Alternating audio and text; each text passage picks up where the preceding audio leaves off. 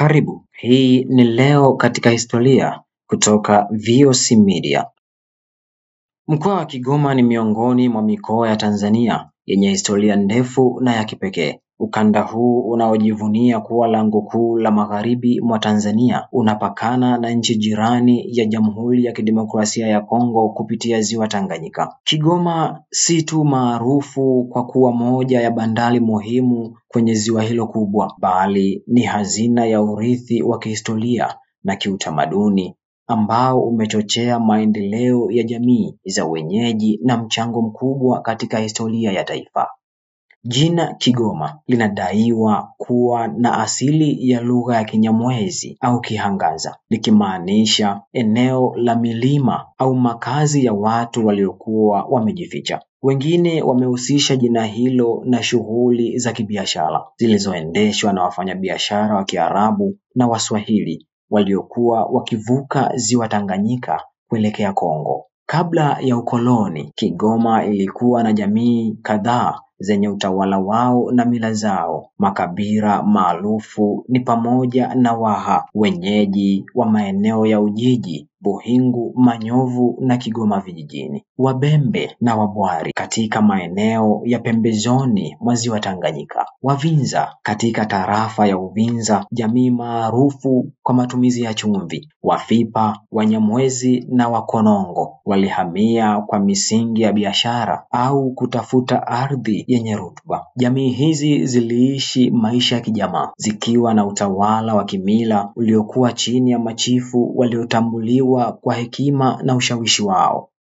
Kabla ya kuja kwa ukoloni, Kigoma hususan eneo la Ujiji lilikuwa kitovu cha biashara ya watumwa, pembe za ndovu na chumvi. Watumwa walikamatwa kutoka maeneo ya ndani ya Afrika na kupelekwa kupitia Kigoma hadi Bagamoyo, Zanzibar au mashariki ya Kongo. Uvinza ilikuwa maarufu kwa uzalishaji wa chumvi kwa njia za jadi. Chumvi hiyo ilikuwa bidhaa yenye thamani kubwa na ilihitajika sana, hivyo ilichangia sana katika biashara ya karne ya 18 mpaka 19. Kigoma ilikuwa miongoni mwa maeneo yaliyodhibitiwa na Wajerumani. Mwishoni mwa karne ya 19 walitumia Kigoma kama kituo muhimu cha usafirishaji wa bidhaa kutoka Kongo kupitia Ziwa Tanganyika na reli ya kati. Baadaye, baada ya vita kuu ya kwanza ya dunia, Waingereza walichukua eneo hili chini ya mkataba wa Shirikisho la Mataifa, League of Nations, ambapo maboresho yaliyofanywa wakati huo ni pamoja na ujenzi wa reli ya kati kufika Kigoma mwaka 1914.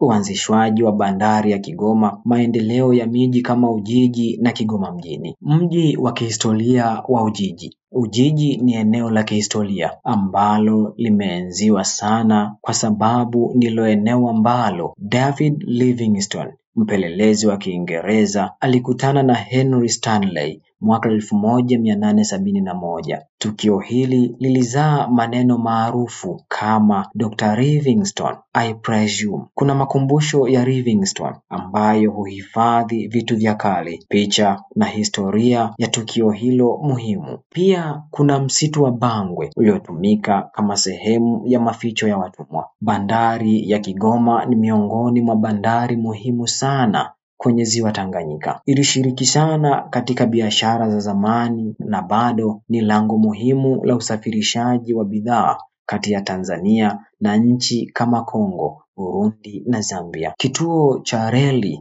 ya Kigoma ni eneo la kihistoria na la kihisia kwa kuwa ndicho kilikuwa mwisho wa reli ya kati kutoka Dar es Salaam. Ujenzi wake ulilenga kushirikisha Kigoma na maeneo ya biashara ya pwani. Hata hivyo, yapo mapango katika maeneo ya kusini mwa mji wa Kigoma. Mapango haya yaliyoko karibu na kijiji cha Mwamgongo yanahusishwa na historia za vita vya jadi, maficho ya viongozi wa kijadi na pia masimulizi ya kifalsafa ya asili ya makabila ya Kigoma. Milima ya Mahale imejaa wanyamapori wakiwemo sokwe wa milimani. Hakika ni eneo zuri na la kuvutia. Urithi wa utamaduni wa Kigoma. Ngoma za Waha, ngoma maarufu ni kama mabanga, buyeye na kinyambala ambazo huchezwa wakati wa sherehe za ndoa, mavuno au jando na unyago. Vyombo vya jadi kama filimbi za mianzi, ngoma kubwa za ngozi na marimba hutumika kuwasilisha ujumbe. Hata hivyo, chakula maarufu Kigoma ni pamoja na mchicha wa nazi, samaki wa kukaanga na kukaushwa kutoka ziwa Tanganyika, mikate ya asili ya muhogo, mboga za pori kama mnyalu na majani ya mlenda. Si hivyo tu, Kigoma imejaliwa hifadhi mbalimbali za taifa. Hifadhi ya Taifa ya Gombe. Hifadhi hii ilianzishwa rasmi mwaka 1968. Ni moja maeneo ya utafiti wa tabia za sokwe, yani chimpanzee, yanayoongoza duniani. Dr. Jane Goodall alifanya kazi kubwa ya utafiti hapa kwa zaidi ya miaka 50. Gombe ni kivutio kikubwa cha utalii wa kiikolojia na ina mandhari ya kuvutia, misitu minene, fukwe safi za ziwa na mito inayotiririka kutoka milimani. Hata hivyo, ipo hifadhi ya Mahare. Ni eneo la pori lililojaa misitu, milima na maporomoko ya maji, linalofikika tu kwa mashua au mitumbwi. Sokwe wengi wa milimani huishi hapa pamoja na wanyama wengine kama tembo, paa na simba. Baada ya uhuru wa mwaka 1961, Kigoma iliendelea kubaki eneo muhimu la kisiasa, kijamii na kiuchumi. Eneo hili limetoa viongozi mashuhuri kati ya ukanda wa Maziwa Makuu. Kuanzia mwaka 2002, mkoa wa Kigoma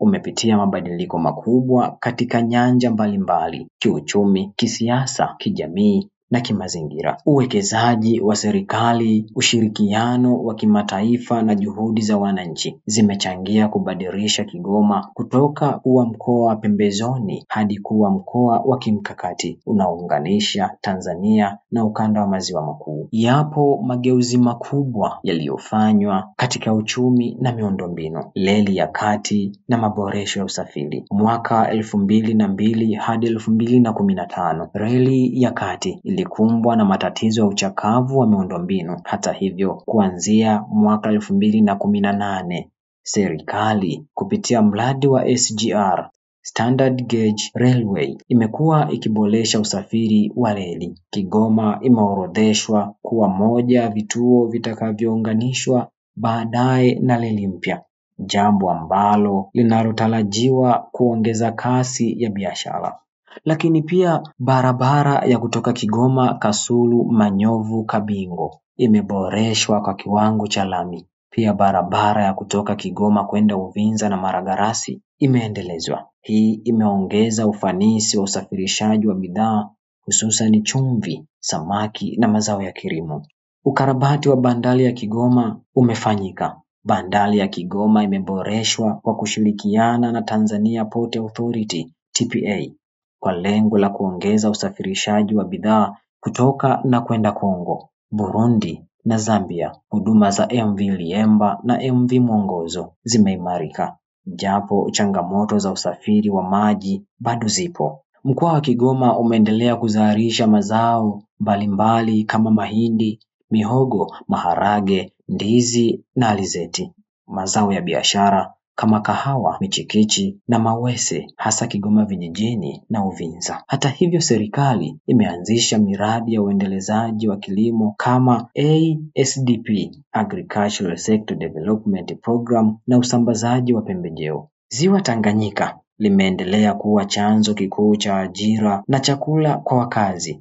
Samaki maarufu kama mkeke, ndagala na sangara huuzwa ndani na nje ya nchi. Hata hivyo, kuanzia 2010 kumekuwa na juhudi za udhibiti wa uvuvi haramu na uhifadhi wa mazingira ya ziwa. Kupitia mipaka ya Manyovu, mpaka wa Burundi na njia za majini kuelekea Kalemie, DRC, Kigoma imekuwa kitovu cha biashara ya kimataifa. Usafirishaji wa bidhaa kama chumvi, mafuta ya mawese na vifaa vya ujenzi umeongezeka. Maboresho makubwa yamefanyika kuanzia shule za msingi hadi sekondari. Serikali kupitia sera ya elimu bila malipo kuanzia 2015 imeongeza idadi ya wanafunzi walioandikishwa. Vile Vituo vya VETA vimeanzishwa kusaidia vijana kupata ujuzi wa kazi. Idadi ya vituo vya afya, zahanati na hospitali imeongezeka. Hasa hospitali ya mkoa wa Kigoma Maweni imekarabatiwa na kupokea vifaa vya kisasa. Ushirikiano na mashirika ya misaada kama Red Cross, UNHCR imeimarisha huduma katika maeneo yenye wakimbizi kama Nyarugusu. Kigoma ni mkoa ulioathiriwa moja kwa moja na migogoro ya kikanda kuanzia miaka 2000 hadi leo. Maelfu ya wakimbizi kutoka Burundi na DRC walihifadhiwa katika kambi za Nyarugusu mpaka leo. Hii ni Kigoma. Ndiyo. Ni kipi haukifahamu kuhusu Kigoma? Endelea kutufuatilia kupitia chaneli yetu ili uweze kupata taarifa na historia mbalimbali. Mimi ni Cyprian Sophanius wa VOC Media.